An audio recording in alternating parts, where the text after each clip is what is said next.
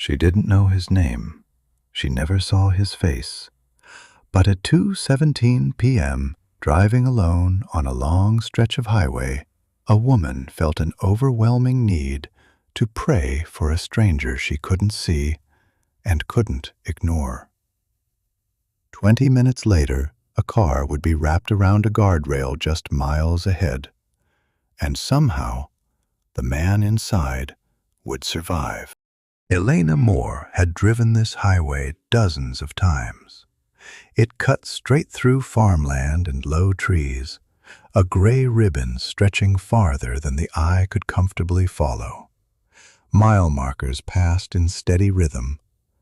The radio played softly, something forgettable, something meant to keep the silence from becoming too loud.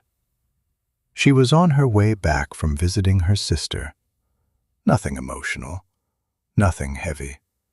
Just another Thursday afternoon with errands waiting at home and dinner to figure out later. The sky was pale blue, almost washed out, the kind that made the world feel paused. That was when the feeling came. It wasn't fear, not exactly. It was pressure, a tightening in her chest, a sudden sense that something was wrong, not with her, but near her, as if the air itself had leaned closer. Elena glanced at the dashboard clock, 2:17 p.m. Her hands tightened on the steering wheel. She slowed slightly, scanning the road ahead. Traffic was light, a few cars in the distance, nothing unusual. No sirens, no sudden braking, no reason, no logical reason for what she felt. And yet the thought landed, clear and uninvited. Someone needs prayer, right now. She let out a small breath, half a laugh. "Get a grip," she murmured. She wasn't that kind of person. She believed in God, yes, but quietly, privately. Prayer was something done at night, or before meals, or in moments when life gave you a clear reason to kneel. This felt strange. The feeling didn't leave. It deepened. Her chest ached, not with pain, but urgency. Her eyes stung, suddenly wet for no reason she could explain. "Please," something inside her insisted. "Please pray." Elena swallowed. She drove another mile, then another. The pressure followed. Elena argued with herself the way adults do when they're embarrassed by their own instincts. "You're tired. You've been driving too long. This is just anxiety." She reached for the radio, turning it up slightly, as if volume might drown out whatever was pressing against her thoughts. It didn't work. Instead, an image flickered through her mind, brief, incomplete.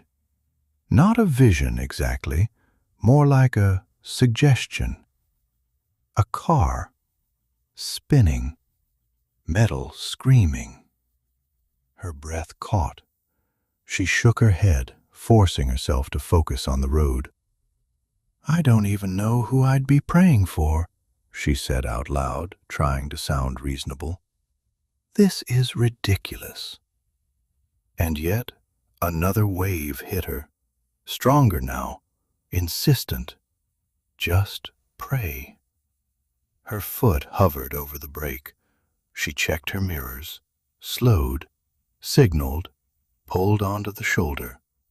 Gravel crunched beneath her tires as she came to a stop. For a moment, she just sat there, hands in her lap, heart pounding like she'd done something reckless instead of something small. Cars passed. Wind rocked the vehicle gently. Elena closed her eyes. "I don't know why I'm doing this," she whispered. She didn't fold her hands, didn't bow her head. She simply breathed and let the words come the only way they could. God, I don't know who this is for, she said quietly, but someone needs you right now. Please, please be with them. Protect them. Slow them down. Help them see. Help them live. Her voice cracked on the last word. A tear slipped down her cheek. She wiped it away quickly, embarrassed even though no one was watching. She sat in silence for a few seconds longer. Then, just as suddenly as it had come, the pressure lifted. Her chest loosened. The air felt normal again. The highway was just a highway. Elena exhaled, shaky but relieved. Okay, she said softly. Okay. She pulled back onto the road. 20 minutes later, traffic slowed. Red brake lights bloomed ahead of her like warning flares. Elena frowned, easing off the gas. Then she saw it. A dark sedan sat mangled against the guardrail, its front end crushed inward, metal folded like paper. Glass glittered across the asphalt. A state trooper waved cars into a single lane, his face tight with focus. An ambulance idled nearby.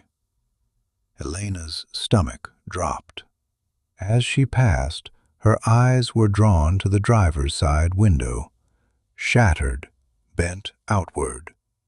The door was twisted, barely recognizable. That's fatal, her mind whispered automatically. She drove past slowly, heart hammering. In her rearview mirror, she saw paramedics moving with urgency, but not panic. One of them leaned into the car. Another stood back, holding something. A backboard. Alive, then. Elena felt her hands begin to shake. She pulled over again, farther down the road, breath coming too fast. No, she whispered. No way. Her mind replayed the moment she'd checked the clock. 2:17 p.m. She looked at it again now. 2:39 p.m. The timeline slammed into her all at once. She sat there for a long time, tears streaming freely now, not from fear, but from awe. From the weight of knowing she had been asked to do something small and had almost ignored it. She never saw the man's face. She didn't know his name. She drove home quietly, changed by something she couldn't explain to anyone without sounding foolish. And maybe that would have been the end of it, if not for the letter. 3 weeks later, Elena found an envelope in her mailbox with no return address, just her name written carefully across the front. Inside was a folded sheet of paper. I don't know if this will make sense to you, but I was told to write it anyway. Her pulse quickened as she read. The man's name was Daniel Reyes. He'd been driving home from work that afternoon, exhausted, running late. He admitted he'd been distracted, thinking about a fight he'd had with his wife the night before, thinking about how to fix it. He never saw the other car drift.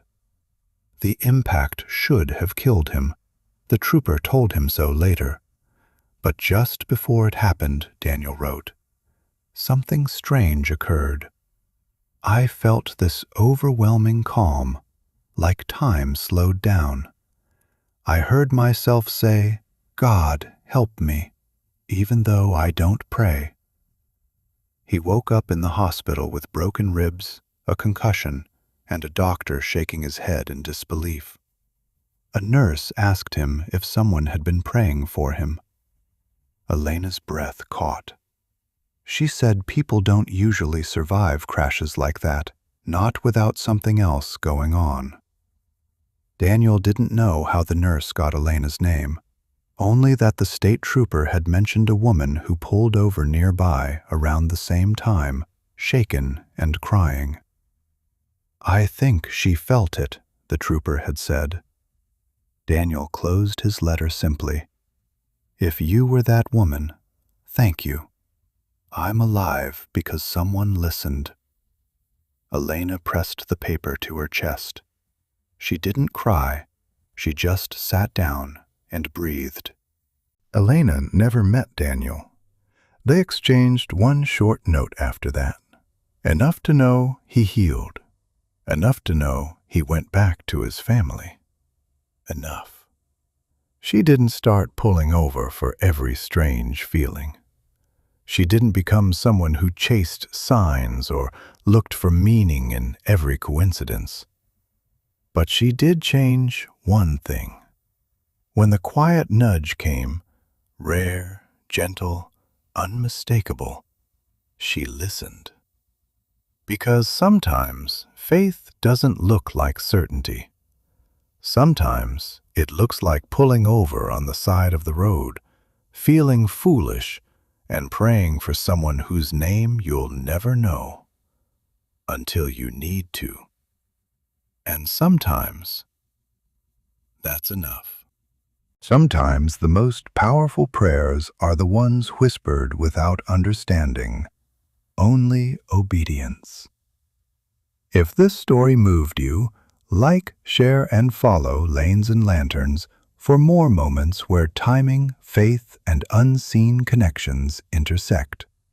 And if you've ever felt that quiet nudge, tell us in the comments, what did you do?